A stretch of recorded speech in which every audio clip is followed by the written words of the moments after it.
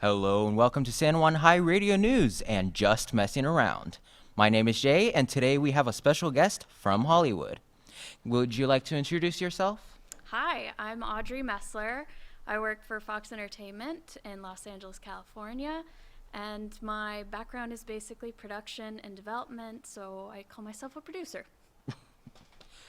All right, thank you. One of the questions that I really wanted to ask, what got you mainly into where you're at right now in like the industry and everything? So when I was 5 years old, I went to a restaurant called Fuddruckers, and on the walls they had a bunch of different booths that had artists. And I saw Elvis Presley, and I started my obsession with Elvis Presley. I really wanted to be in the industry in some way, whether it was singing, acting, or whatever I could get. And then as I got to college, I went to Baylor University and I had an opportunity to work for the film department for the athletic department.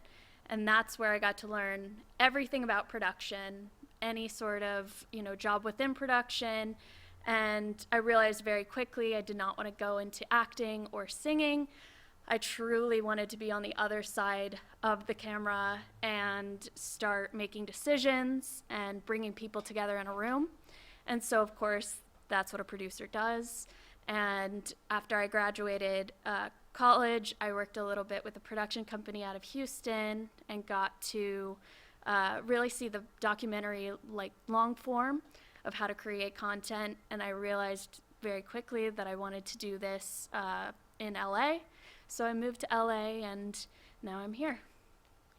If my research is correct, you have directed a few movies before. What was your experience with those? Yeah, so I've directed 2 documentaries and produced probably around 30 movies. And with the directing movies, it was very cool because it's a lot different with documentaries than it is scripted content. And from there, you really have to understand what the purpose of your story is, what you want the audience to see, and you never know at the end of the day what you're going to get when you go out into the field.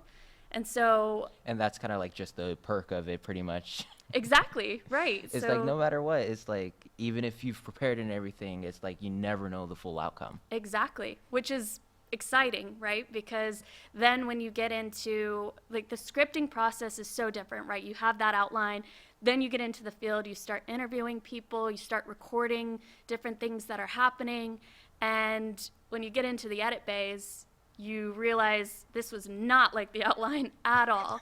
It Right? becomes almost a different Nothing story. fully goes by the script all the time. Sometimes it's like Never. you'll have to make like little tweaks here and there. Exactly. And in fact, in my experience, that's probably 99% of the time is nothing goes exactly how it's scripted. Well, I mean, that's also kind of like real life. Nothing goes how you always want it to go either. So sometimes you have to do like a backup plan for your backup plan. Exactly. And that's the biggest thing about producing, directing, anything in the entertainment industry really is the industry is always changing, as we can see today with the different unions going on strike and, the audiences wanting different things, different genres. And that's what's really exciting about it is it's never the same. 2 days, 3 days, a month, a year, never the same. So it's really good to learn how to adapt and kind of bring into your own whenever you are on these projects or in different situations. And if I may ask, for directing like movies and everything, how long does that usually take from like a certain time period? Like, does it take like half a year, couple months, maybe even 4 or 5 years? So I actually work with a company called Mar Vista Entertainment. It's a Fox Entertainment company, and we specialize in movies of the week. And with those, we actually are very low budget films, and the actual shooting takes about 15 days, 12 to 15 days, and it's about 90-minute movies. So we can make a movie in about 6 months, which is actually insane compared to compared to Compared everybody to like else. trying to get like a very good movie and it just taking like 3 4 years. Right, which is the industry standard, right? But when you're in an industry or in a company that has volume as their kind of go-to strategy, it's important to kind of create different pods across the world and to create relationships with directors and producers and cast members, so that it kind of can run really quickly through all these movies. Still being a good movie, of course. You never want to sacrifice the creative. Right. And I've heard sometimes in some of the good movies, and I kind of want some clarification on this. Some of my friends have been saying a good movie always has its cast members, and great cast members are like family. Is that correct? Absolutely. And you'll see, I mean, you can see on screen when somebody is super, like they have that chemistry that's almost palpable to their audiences, whatever genre it is, right? Whether Right. it's romance, whether it's thrillers, that chemistry of working together really can make things play out to make you feel like you're actually in the room when that movie is going on. So I would say, yeah, I think one of the biggest perks of my job is I get to be involved with so many different people across different paths of life. And what's awesome is when you have that cohesive team, everything runs smoothly. Even when things, of course, don't go as planned, Right. you know that you can trust the people behind you to rally and figure out a solution. Right. Because with a good crew, you pretty much just power through anything. Exactly. Yep. So one of the other main questions I was actually asked to ask, from a writer's point of view, we got like a few of these. What advice do you have for writers that are just starting out? This is my favorite question. Because I've actually in my career I've had an opportunity to give writers their first shot at movie making. And, you know, the biggest advice I would get is don't sacrifice the creative just because someone else says something or gives you an idea because they think that that's the right idea. Always stick with your gut. And then never stop trying. So if I can give a little anecdote, this writer that I had worked with, or that I had been friends with outside of the industry, had a completely different career, always loved screenwriting, would screenwrite just as a hobby. And one day she found out that I actually review scripts and I develop them into movies. And so she ended up asking you to look at one? Yeah. And guess what? It was fantastic. And we sold it to Lifetime and made it. And it jump-started her writing career. And now she's one of the great writers for us. So, yeah. Nice. That actually was one of the things that interests me the most. Is like one of the things that I've always wanted to know is how did writers ended up starting out? Like, how did they end up becoming famous through their writing? So Yeah. that actually pretty much answered me too at the same time. Yeah, well, and it's very interesting because everybody, you may hear this a lot, that everybody in the industry has different paths. There isn't one path that you can go through.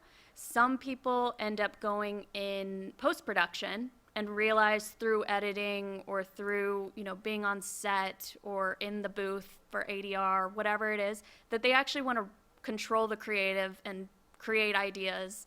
And then they go off and use that knowledge to become writers. In fact, one of my very close friends was a very successful business affairs and legal person. And he had done entertainment law for so many years, and now he's actually taking a break from that and going to pursue his writing career. So with writing and with your, first starts of everything, it can kind of be up to you on what route you want to take, what you're interested in, and to also never give up because, again, it can happen in any form of your life. Right. Not gonna lie, I've actually been writing a book, and it has been taxing at times. And one of the questions actually revolves about what's going on with me is, how do you deal or get rid of writer's block? Like, what can you do to pretty much remove that problem? I think first thing is to take off the pressure of what you're trying to achieve because, again, it will happen. It's inevitably going to happen. You will finish it, whether it's not whether it's tomorrow, whether it's 5 years from now, 10 years from now, just know that there's no sort of time restraint on you. And this is something that we deal with our writers all the time, because we're on short schedules. We really need them to deliver drafts in less than half the time they're usually, ready to do so. And a lot of the times I just talk through it with them and start to be like, what's stressing you out right now? Find the sort of core of the problem, and then take that pressure off. And also lean on others. Really start to use your collaboration circles and bring in people, because you're gonna get the best book that you can if you ask people for their opinions, and maybe someone will have a great idea that you weren't even thinking about, and that unlocks sort of your writer's block and sends you on your way. But really just take the pressure off of yourself. That's the biggest thing. Yeah, that's got to be like the main thing that you can get from that whole part. Yeah. Let's see. So, going off the topic of writing, we're going to go ahead and go off topic. What do you like to do in your free time when you have spare time? So I am a huge movie fan, of course, but outside the industry, I'm a huge sports fan, and soccer is one of my passions. So I not only play the sport with friends outside of Los Angeles, but I also go and watch the sport, and I go to England a lot so that I can watch, the incredible soccer players of the world play. So soccer is probably the biggest. Well, hey, that kind of knocks out two birds with one stone, because one of the other questions was, what was your favorite sport? So. Oh, well, that one's obvious. Oh, yeah, anybody that knows me knows that I'm a huge soccer buff, for sure. Yeah. All right, well, I want to thank you for coming in today. Thank you. This experience has definitely been educational, and I will pretty much be taking some notes from this. Good, I hope so.